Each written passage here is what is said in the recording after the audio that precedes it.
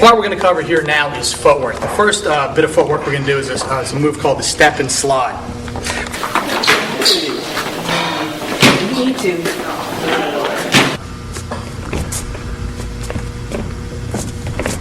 From my basic boxing stance, what I'm going to do is I'm going to push off with my rear foot, lifting my front foot, stepping forward just comfortable enough that I'm not off balance, and my rear foot is going to slide back into position. Let me go back and do it again. I step and let the rear foot slide up into my comfortable boxing position. The key to this move is to get back to your 50-50 weight to distribution. Get back to your balance where you're comfortable, whatever that might be. One of the problems I see out there is when people are doing this, they throw their punch, their jab, or their cross with this move. This foot either comes up too far, or they leave it out here and they continue to throw punches. And when they're continuing to throw punches in this with this stance here, it's easy for them to get knocked off balance. An easy left hook will knock me right on my tail. So let me demonstrate one more time.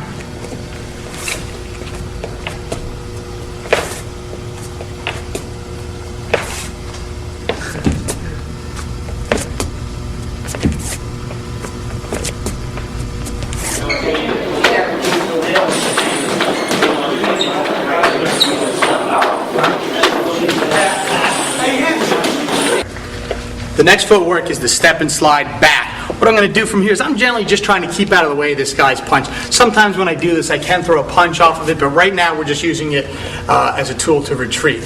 So I'm here in my boxing stance. I'm going to take my rear foot, lift it up, move it back. Again, just a comfortable distance.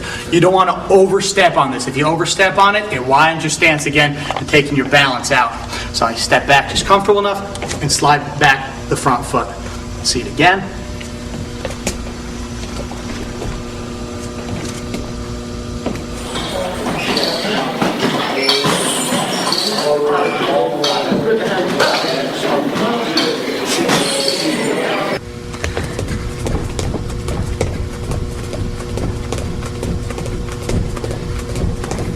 Footwork we're going to do here is the rocker shuffle. The rocker shuffles, you see a lot of fighters when they're just dancing around the ring, trying to burn off some energy, feel where they're comfortable. What I'm going to do here is, again, from my comfortable boxing stance, I'm going to step on the balls of my feet and slightly switch my weight from the front foot to the left foot. And this is generally where you're going to be. You're not going to stay on your toes the entire fight like this. That's not a reasonable expectation. But right here, this allows me to move, control the range a little better, get out of the way of his punch.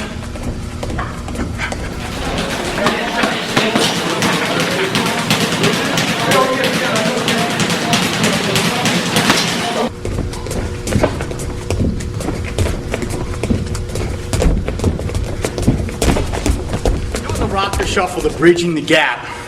What I'm doing here is, since I'm moving, I'm jumping on the balls of my feet, I'm slowly closing the gap, not allowing my opponent to realize that. If I'm just sitting here static and I step up toward my opponent, he'll be able to see that. So I'm going to stay bouncing on my toes, and you watch my feet, and I'm going to slowly move it in, getting myself into punching range without hopefully my opponent realizing.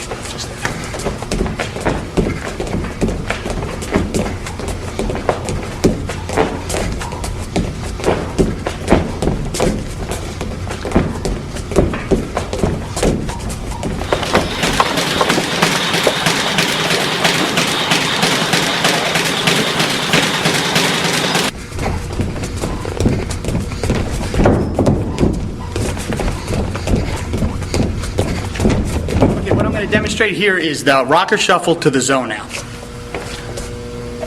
Again, we're bouncing on our balls of our feet, and what I'm doing here is my opponent starts to bridge the gap. I mean, I feel comfortable with the range that I'm in, so what I'm going to do is change that range and move away from my opponent.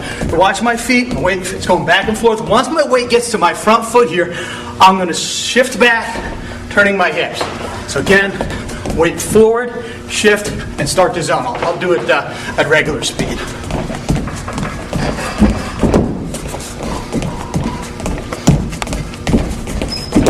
And now what I'll do is I'll show it with an opponent.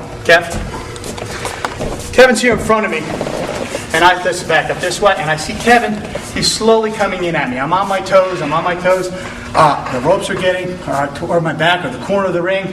I see that I have to cut a tight corner, so let's go. Come forward. You see, as I cut that corner, changing the angle on him, it disturbs his timing and his ability to punch. So, yeah.